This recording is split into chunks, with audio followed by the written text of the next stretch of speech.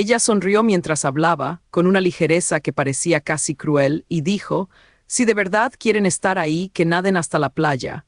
Valeria pronunció esas palabras con una facilidad que me heló la sangre. Me llamo Sofía, tengo 31 años y trabajo como contable en Monterrey. En aquella tarde de otoño, en la cafetería del centro comercial, comprendí que la boda de mi hermano Mateo no era una celebración, sino una especie de purga. Pero eso no fue lo peor. La verdad es que lo que descubrí 3 días después no tenía nada que ver con el dinero de la fiesta.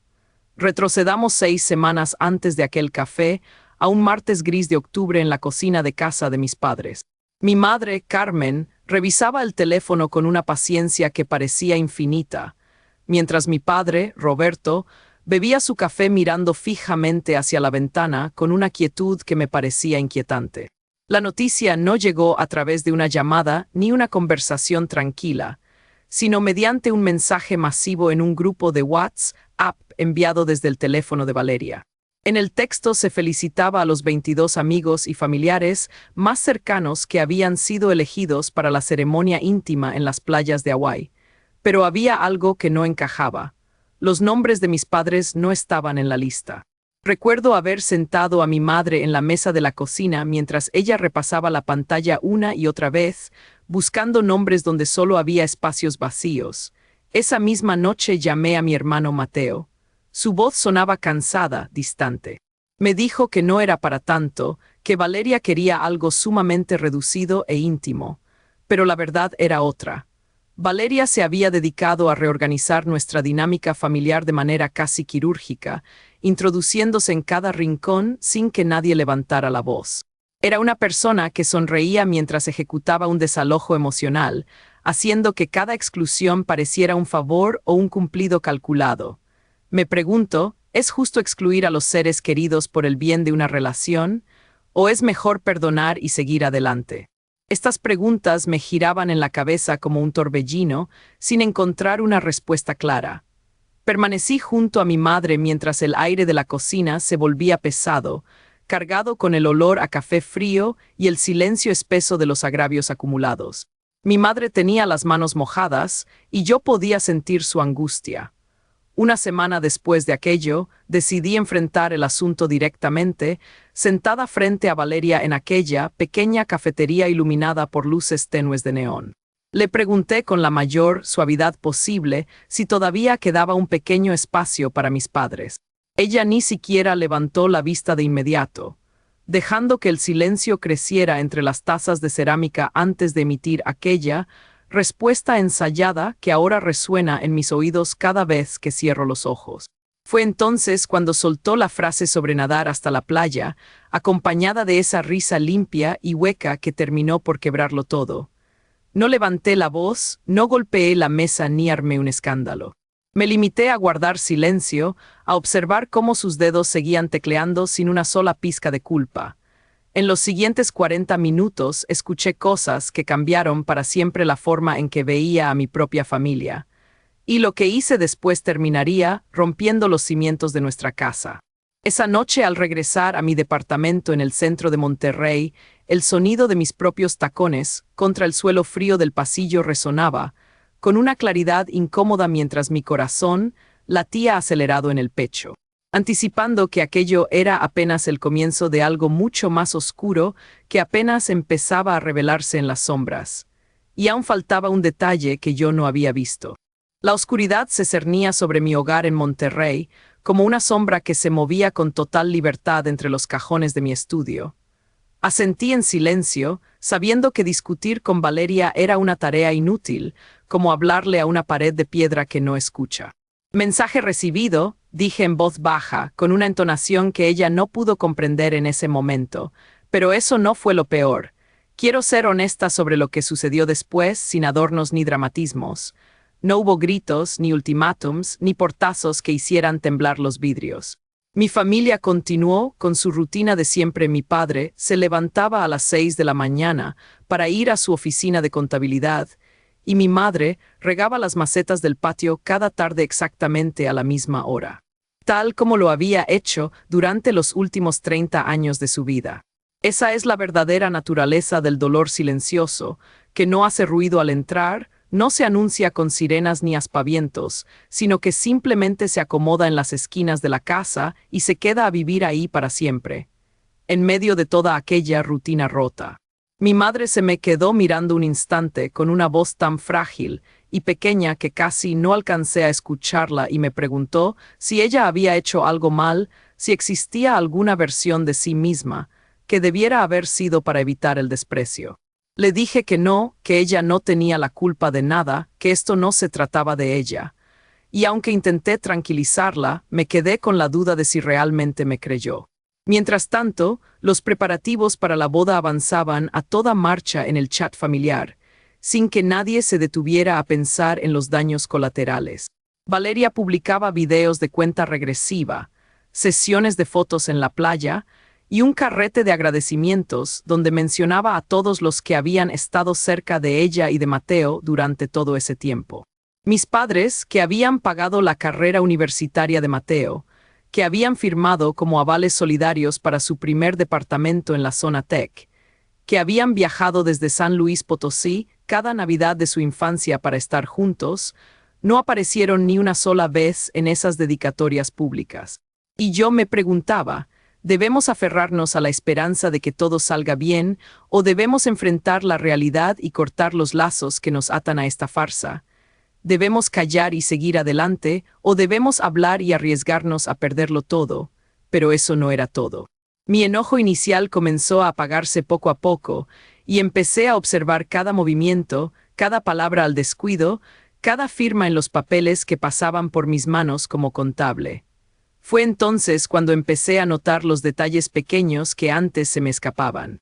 La manera en que Valeria hablaba de las cuentas de su propia familia en las cenas de los domingos, siempre con una ligereza calculada, como si diera por sentado que nadie en la mesa estaba prestando atención a sus números. La forma en que mencionó más de una vez, casi al pasar, que el fuerte depósito para el salón de eventos había salido de un préstamo privado, un asunto turbio que esquivaba con rapidez cada vez que Mateo intentaba hacerle preguntas de seguimiento. Y mi madre, que había estado callada durante tanto tiempo, comenzó a hablar de pequeños viajes pendientes, de carreteras que ella y mi padre siempre habían querido recorrer en auto por el norte del país, de pueblos mágicos donde la señal del celular no llegaba. Viéndola sonreír mientras hojeaba un viejo mapa de carreteras, comprendí que estaba construyendo en silencio una trinchera de paz que ya no dependía de la aprobación de nadie, ni siquiera de la de sus propios hijos. La admiré profundamente por esa entereza, aunque al mismo tiempo sentía que algo dentro de mí se rompía irremediablemente al verla soportar todo ese peso en solitario. Y entonces, a 2 semanas de la ceremonia, mi madre dejó de mencionar el tema por completo y su actitud dio un giro absoluto. La boda se celebró un sábado de junio en una hacienda privada a las afueras de Cuernavaca, rodeada de jardines verdes y de invitados que sonreían para las cámaras. Pero yo no estuve ahí para aplaudir. Le dije a Mateo que prefería quedarme en la oficina revisando unos balances atrasados, una excusa perfecta que nadie se molestó en cuestionar porque estaban demasiado ocupados celebrando la fachada de una felicidad que ya olía a mentira. Y yo me quedé allí, sola, con mis pensamientos y mis dudas, preguntándome qué pasaría después y si alguna vez podríamos encontrar la verdad detrás de tanta hipocresía. Pero eso es una historia para otro día. Esa tarde me encontraba en la casa de mis padres en Monterrey, rodeado de un silencio que parecía pesar más que las palabras. Mi madre y mi padre estaban sentados conmigo en la sala, los tres comiendo en silencio, sin mencionar la boda lujosa que Valeria y Mateo estaban celebrando a cientos de kilómetros de distancia en Cuernavaca. Mi madre lanzaba miradas furtivas al reloj de la pared, haciendo cálculos mentales con la diferencia de horario, aunque nunca expresaba en voz alta qué hora creía que era allí. El ambiente era denso, lleno de una incomodidad que ninguno de nosotros sabía cómo disipar. 20 minutos después de que comenzara la ceremonia, mi celular empezó a sonar sobre la mesa de madera, rompiendo el silencio. La pantalla se iluminó con el nombre de Valeria y al verlo sentí un escalofrío en la espalda. No había recibido ningún mensaje de ella desde el día en que nos vimos en aquella cafetería, cuando me dejó caer sus advertencias con total desfachatez. Ver su nombre repetido 3 veces seguidas en la pantalla me produjo un vuelco repentino en el pecho, una opresión fría que no supe cómo aliviar. Me quedé mirando el aparato durante unos segundos largos, sin prisa por atender, porque en el fondo ya entendía que lo que fuera que estuviera pasando en esa boda elegante ya no tenía nada que ver conmigo. Pero eso no fue lo peor. Dejé que el teléfono sonara 2 veces más antes de deslizar el dedo por la pantalla, queriendo que experimentara unos instantes de vacío, la misma indiferencia fría con la que había tratado a mi madre durante las últimas semanas. La voz de Valeria sonaba tensa, delgada, muy lejos del tono controlado y altivo que solía usar siempre. «Bueno, ¿dónde estás?», preguntó con un tono que denotaba desesperación. «¿Por qué no vinieron?». De fondo se escuchaba el murmullo de la gente, música lejana y el ruido del viento, una estridencia que no encajaba con la perfección milimétrica que había publicado en sus redes sociales durante meses. Mi corazón latía con fuerza y mis manos estaban sudadas.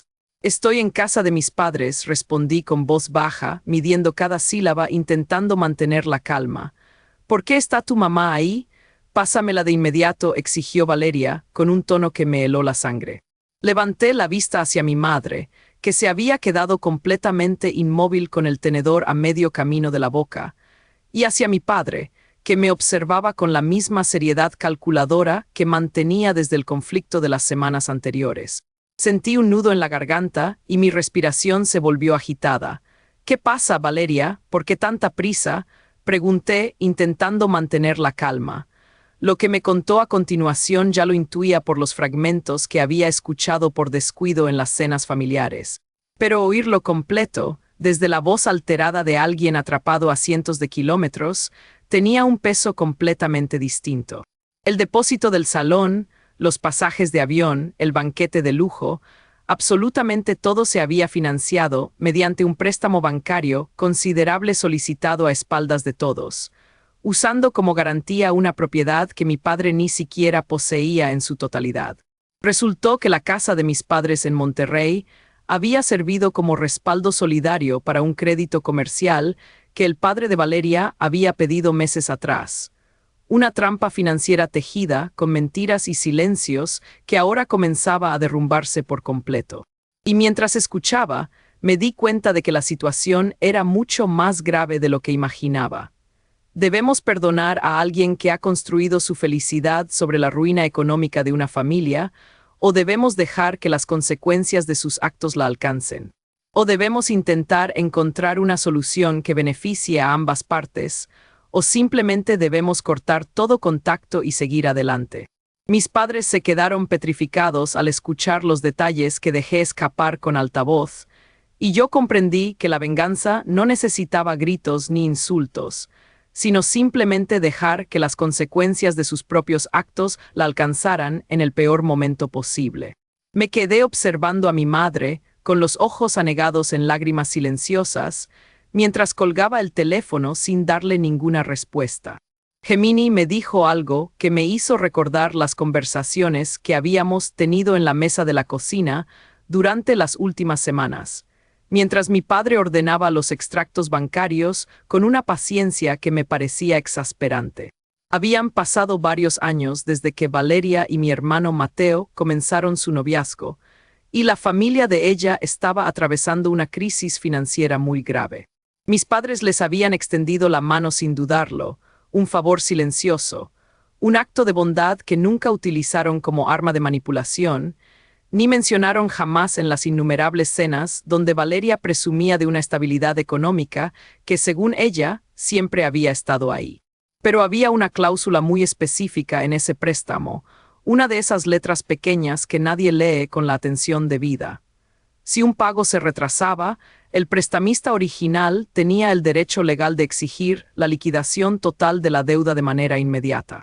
Y 3 días antes de la gran boda, mientras Valeria presumía en sus redes sociales fotos en la playa y cuentas regresivas interminables, la cuenta del negocio de su padre había rebotado el pago mensual por segundo mes consecutivo. Pero eso no fue lo peor.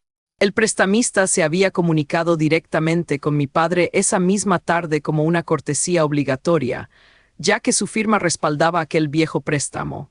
Mi padre, con esa serenidad inquebrantable, simplemente anotó los datos en una libreta y no dijo una sola palabra.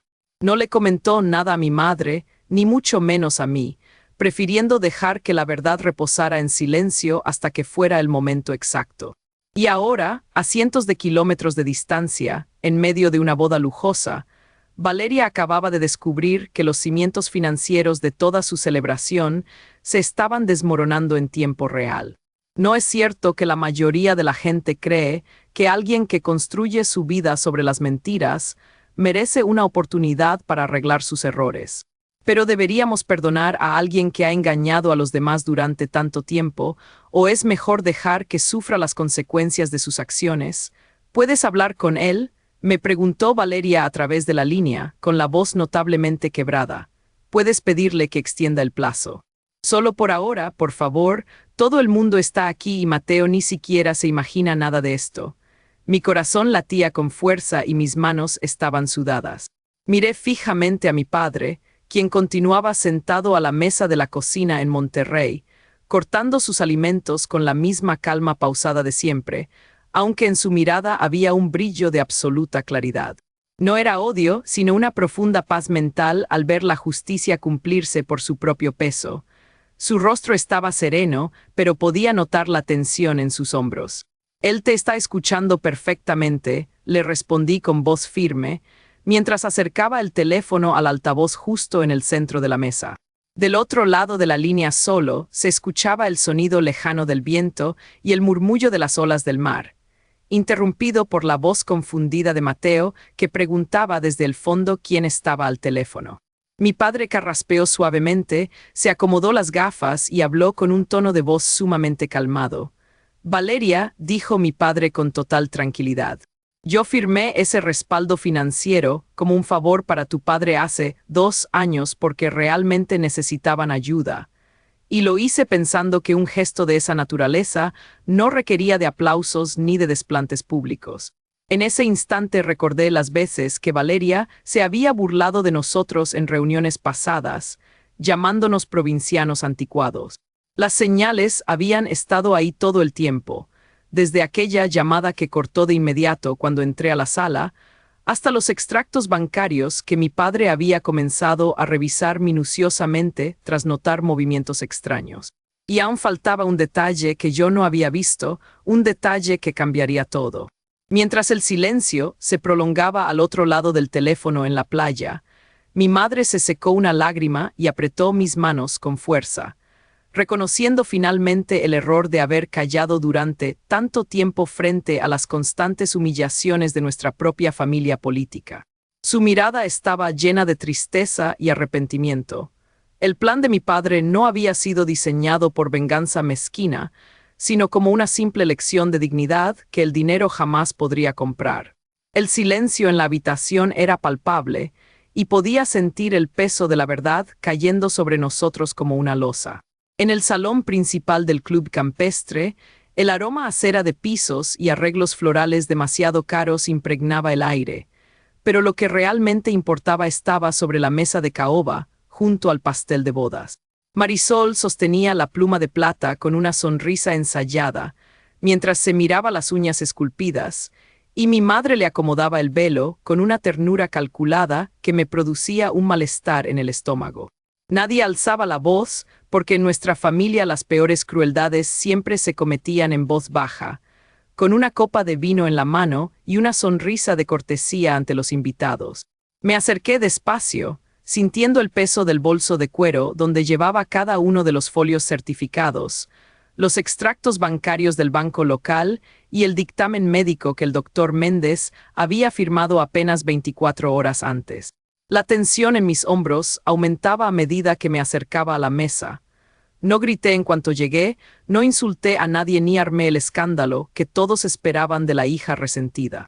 Solo saqué los papeles del sobremanila, uno por uno, y los coloqué sobre el mantel blanco justo al lado del contrato de donación que Marisol estaba a punto de firmar.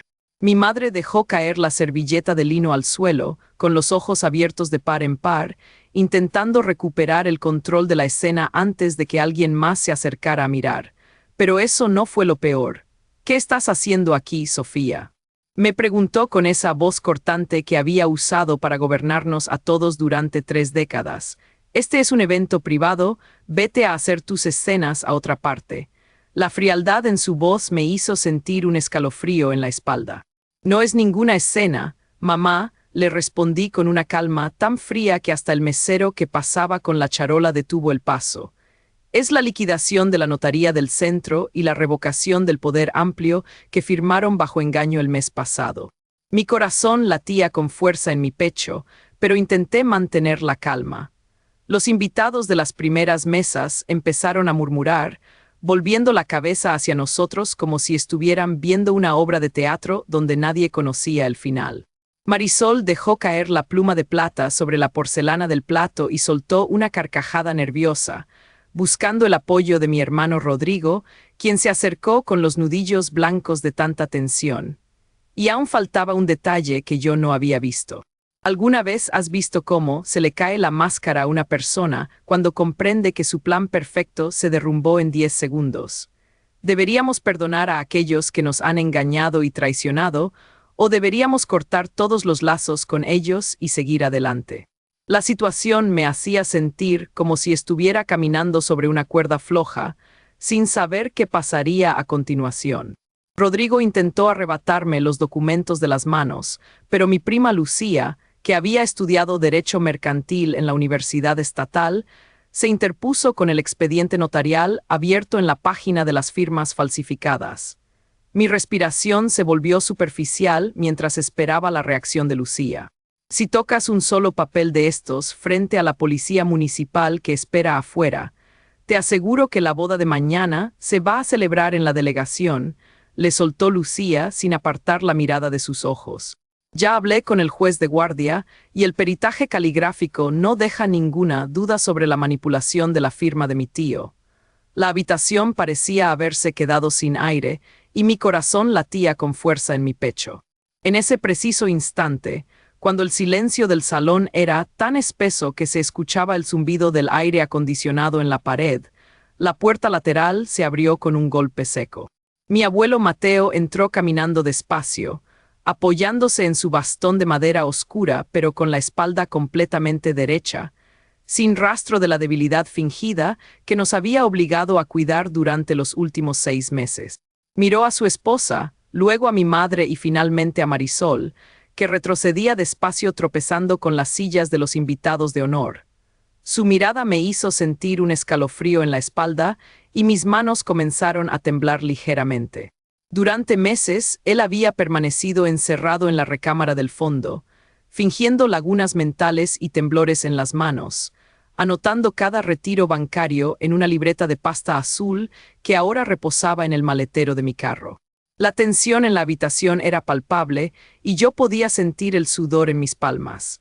De todos modos, para la boda ya no se acordará de nadie, ¿verdad, hija?, dijo mi abuelo imitando la voz burlona con la que mi madre solía planear el despojo en la cocina. Pues resulta que me acuerdo de todo, y los únicos que van a tener que buscar dónde vivir a partir de mañana son ustedes. Su voz me hizo sentir un golpe en el estómago, y mi visión se volvió borrosa por un momento. Nadie se atrevió a replicarle nada al viejo, porque su mirada seguía siendo la misma de cuando manejaba la distribuidora de autopartes en el norte de la ciudad, antes de que ellas decidieran que era una carga de la que podían deshacerse con un par de firmas notariales. Las semanas siguientes fueron un desfile de abogados, rectificaciones de escrituras y cuentas bancarias congeladas que devolvieron cada centavo a su verdadero dueño, aunque el precio fue la ruptura definitiva de los lazos que alguna vez llamamos hogar. Aprendí a la fuerza que el silencio familiar nunca protege a los débiles, sino que simplemente le da coartada a los que tienen la ventaja del poder y de la costumbre. A veces, la única forma de salvar lo poco que queda de tu propia dignidad es vaciar los sobres sobre la mesa y dejar que la verdad queme todo lo demás. Mi corazón aún latía con fuerza en mi pecho, y mis manos todavía temblaban ligeramente, pero sabía que había tomado la decisión correcta.